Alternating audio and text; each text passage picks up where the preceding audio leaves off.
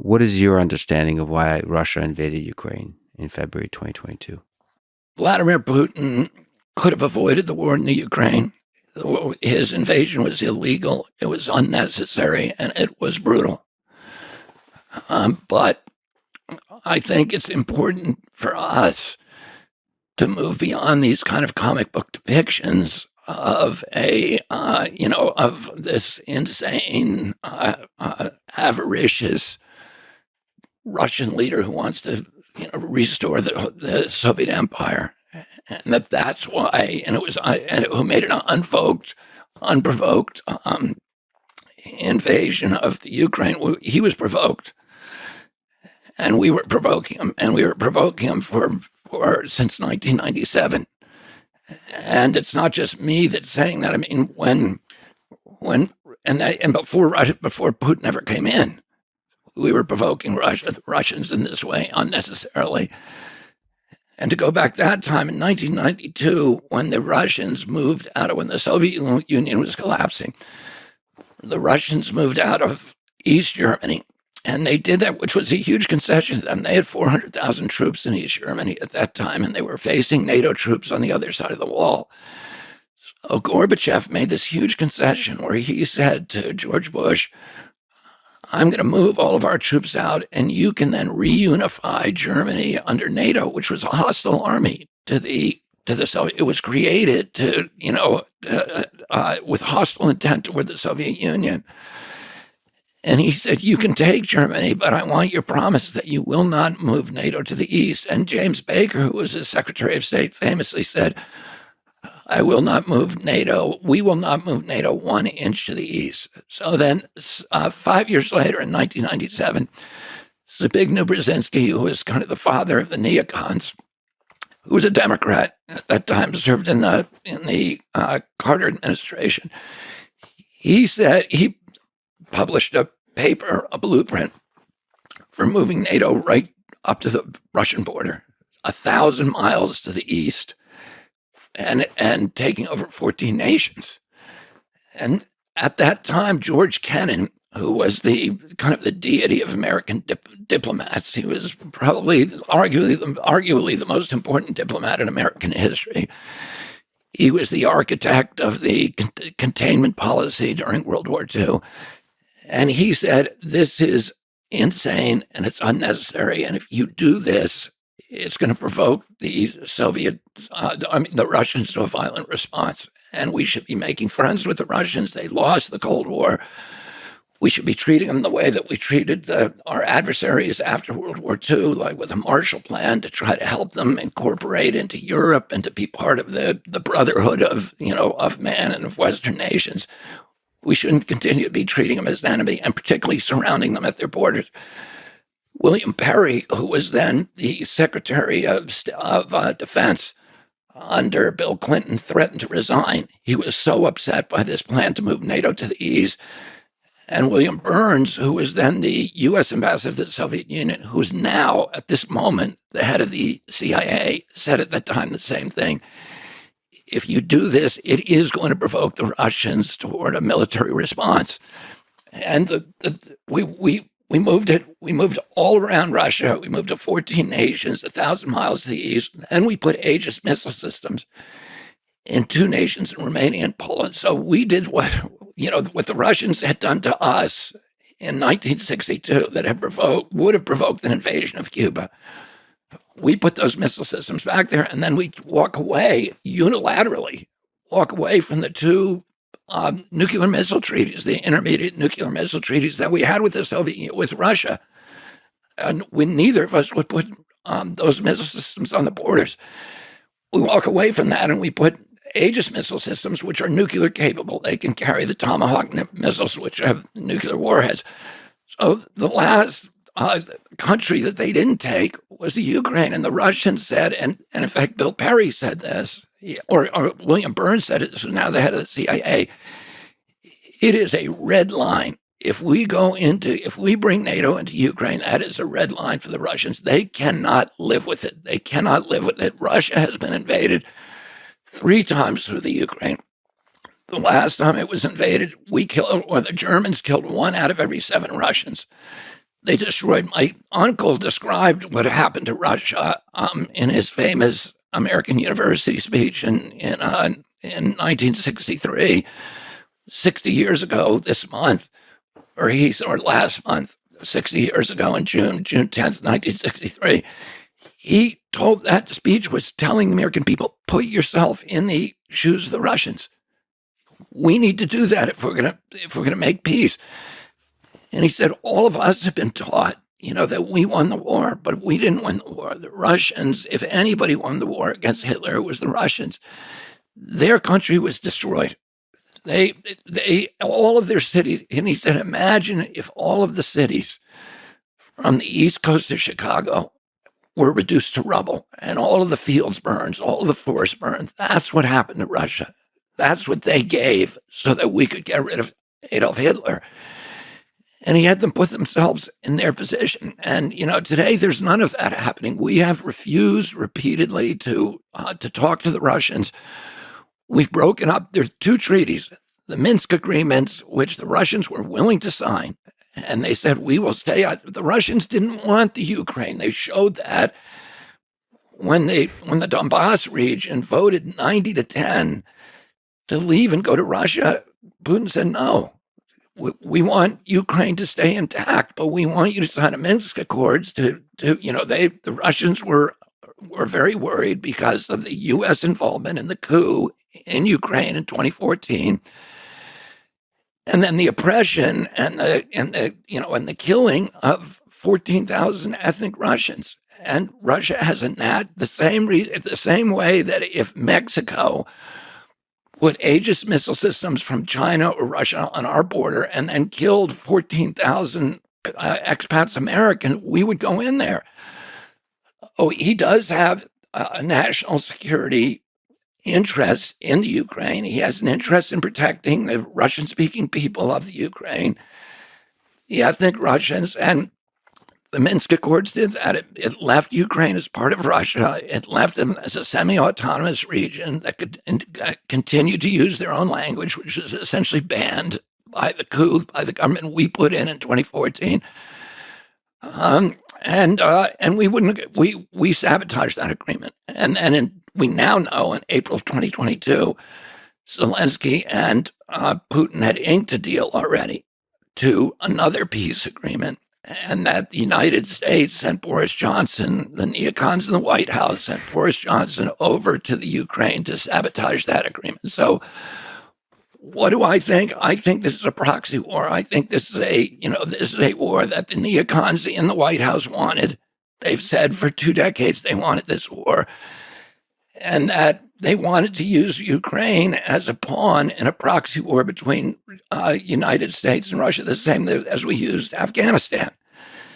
And in fact, they say it. This is the model. Let's use the Afghanistan model. That was said again and again. And to get the Russians to overextend their troops and then fight them using local fighters and U.S. weapons.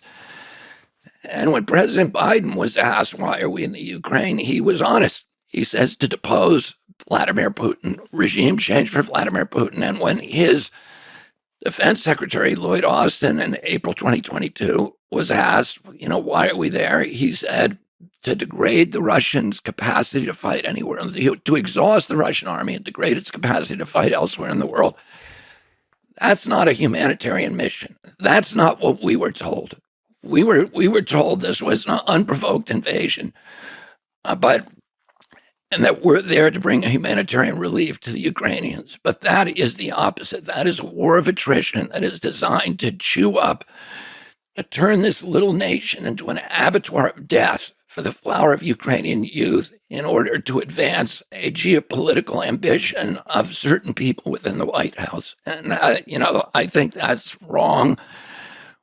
We should be talking to the Russians the way that, Nixon talked to Brezhnev, the way that Bush talked to Gorbachev, the way that my uncle talked to Khrushchev. We need to be talking with the Russians. We should, and negotiating. And we need to be looking about how do we end this and preserve peace in Europe.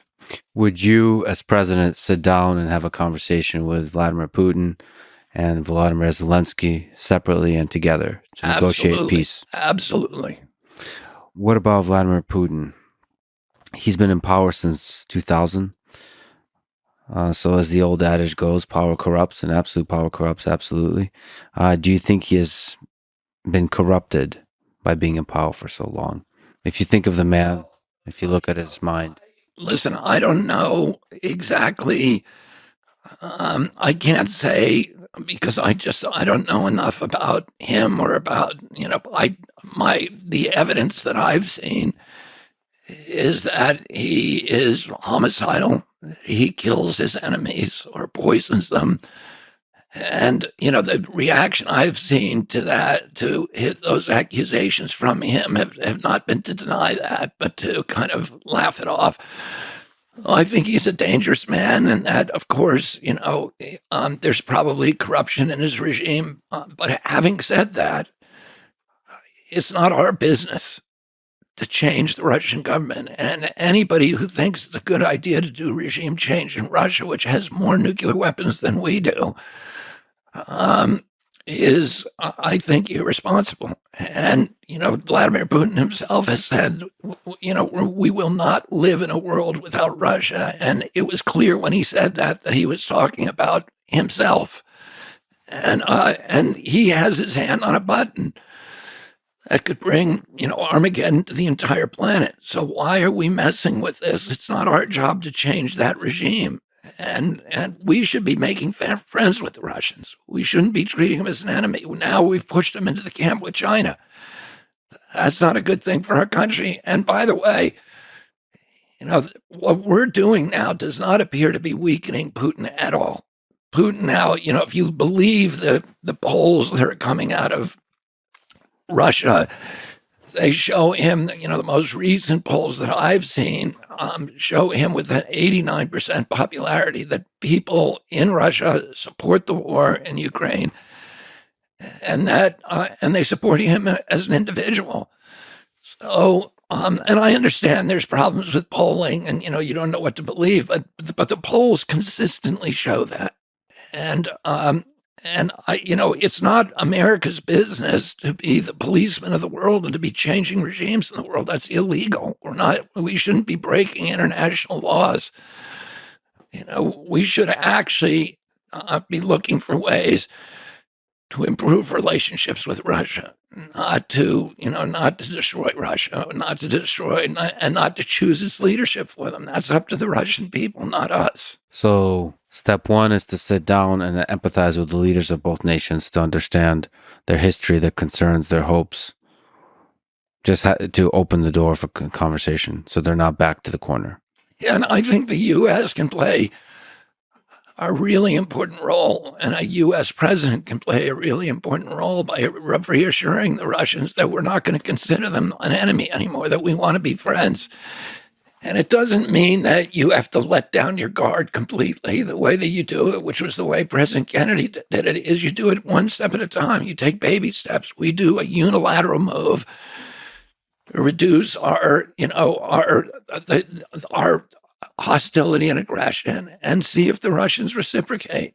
And that's the way that we should be doing it. And we should be easing our way into a positive relationship with Russia. We have a lot in common with Russia, and we should be friends with Russia and with the Russian people.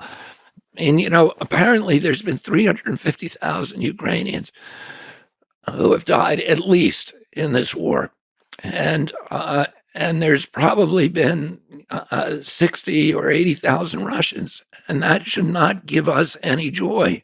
It should not give us any, I saw Lindsey Graham on TV saying, something to the extent that anything we can do to kill Russians is a good use of our money. That it is not. Those are somebody's children. We should have compassion for them.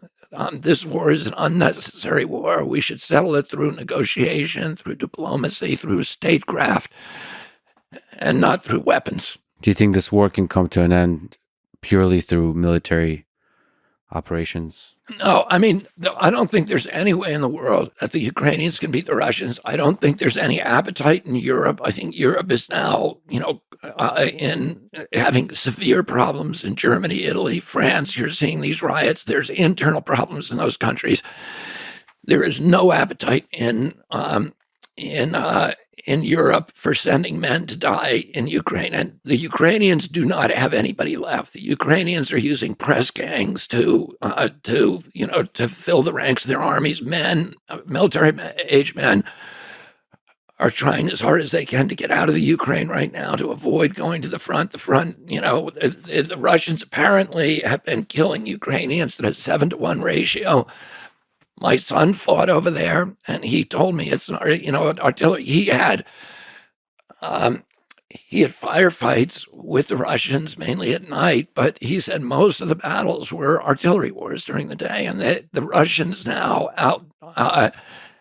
outgun the NATO forces 10-to-1 in artillery.